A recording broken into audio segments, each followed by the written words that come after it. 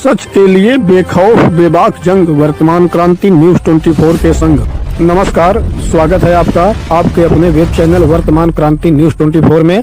नमस्कार, आप देख रहे हैं हिंदी मासिक पत्रिका वर्तमान क्रांति के आधार पर शुरू किया गया तेजी से उभरता हुआ वेब चैनल वर्तमान क्रांति न्यूज 24 और मैं हूं आपके साथ दीप्ति। आइए देखते हैं आज की ताजा और खास खबरें विस्तार से।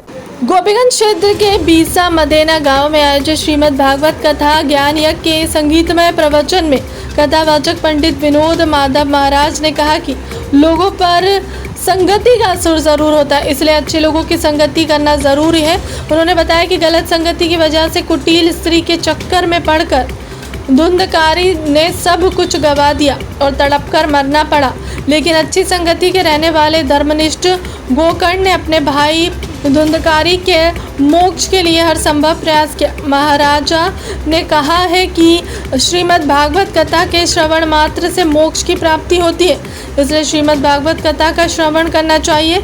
कहा कि जहाँ भी कथा हो वहाँ अवश्य जाना चाहिए, इससे भगवान की कृपा मिलती है।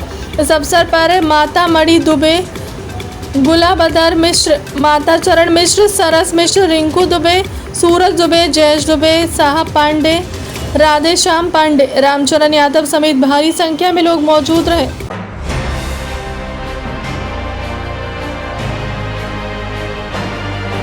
प्रधानमंत्री नरेंद्र मोदी द्वारा विंध्याचल मंडल के सोनभद्र में निर्मित अटल आवासीय विद्यालय के वर्चुअल लोकार्पण से जनपद भदोही के 18 चयनित छात्र छात्राओं को भी उच्च स्तरीय आवासीय अध्ययन सुविधा उपलब्ध कराई गई है। पूर्व में प्रवेश परीक्षा के आधार पर मंडल में कुल चयनित 80 से जनपद भदोही से चयनित 18 छात्र छात्राओं को अटल आवासीय विद्यालय में निःशुल्क शिक्षा प्रदान की जाएगी। आपको बता दें कि प्रधानमंत्री नरेंद्र मोदी द्वारा शनिवार को अपने संसदीय क्षेत्र काशी आगमन पर पूरे मध्य प्रदेश में निर्मित 16 अटल आवासीय विद्यालय सहित विभिन्न योजनाओं का लोकार्पण व शिलान्यास किया गया है। लोकार्पित अटल आवासीय विद्यालय के अंतर्गत विंध्याचल मंडल में सोनभद्र के ओबरा में अटल आवासीय विद्यालय भी शामिल है। जिलाधिकारी गौरंग राठी के कुशल मार्गदर्शन व प्रवक्षण में सहायक श्रमायुक्त कमलेश द्वारा जानकारी देते हुए बताया गया है कि शासन के निर्देश अनुसार सबको शिक्षा, उत्तम शिक्षा को साकार बनाने के क्रम में निर्माण श्रमिक के बच्चों व कोविड-19 में निराश्रित बच्चों को कक्षा 6 से 12 तक की उच्च स्तरीय आवासीय शिक्षा सुविधा मुहैया कराने के लिए सोनभद्र के तहसील ओबरा ग्राम कोटा में अटल आवासीय विद्यालय का भव्य निर्माण कराया गया, जिसमें प्रवेश हेतु मंडल के तीनों जनपद के निर्माण श्रमिक व कोविड निराश्रित बच्चों के कुल 80 सीटों हेतु पूर्व में प्रवेश परीक्षा का आयोजन किया गया था, जिसमें जनपद भदोही के 18 बच्चों का चयन किया गया है, जिसमें आलोक कुमार यादव, प्रिंस गौतम, हर्ष यादव, प्रतिभा, नैन्सी वर्मा, सृष्टि, अभय कुमार, बिंद, विशाल यादव, रौनक यादव, नीलेश, अंकित कुमार, सरोज, आर्यन, लाडली सरोज, आनंद, रबीना, शिवम कुमार सरोज, प्रिंस सरोज और शिवानी शामिल है। चयनित बच्चों ने उत्साहित होकर प्रधानमंत्री व मुख्यमंत्री को धन्यवाद ज्ञापित किया है।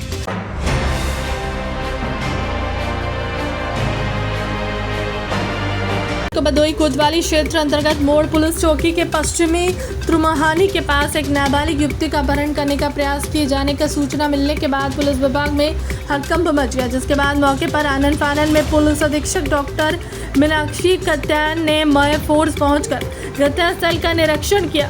प्रकरण की जांच में पाया गया कि 2 मोटरसाइकिल पर सवार कुल 4 व्यक्तियों द्वारा युवती को अपना पारिवारिक सदस्य समझकर रोका गया था और पूछताछ करने के बाद वह लोग वापस लौट गए हैं। इस विषय में अपर पुलिस अधीक्षक राजेश भारती ने जारी एक बयान में बताया कि सूर्यावा थाना क्षेत्र निवासी साबुद्दीन प्रजापति के साले की लड़की जो मानसिक रूप से अस्वस्थ है, घर पर बिना कुछ बताए कहीं चली गई है, जिसे ढूंढने के क्रम में उस नाबालिग युवती को रोककर पूछताछ किया गया था। आज प्रातः एक वीडियो वायरल हुआ जिसमें एक लड़की को पकड़ने की कोशिश की जा रही है।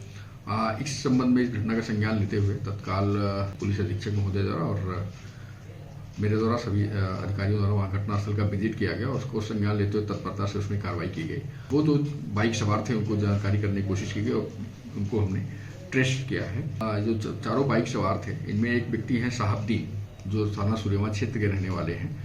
उनके साले की लड़की 17-18 वर्ष लड़की है, जो कुछ मानसिक रूप से बीमार है, जिसका इलाज उन्होंने कराने जाने के लिए यहाँ पे सूर्यावा में आई थी। बीती रात में वो देर रात में एक पत्र लिख करके, कुछ मानसिक रूप से बीमार है, इस तरह से पत्र लिख करके घर से गायब हो गई थी। जब भोर में ये लोग जगे हैं तब देखे वो जब नहीं है तो इन लोग ढूंढना शुरू किए और ये 2 बाइक पे साहबदीन और उनके गांव के 4 लोग बाइक से निकले थे ढूंढने के लिए।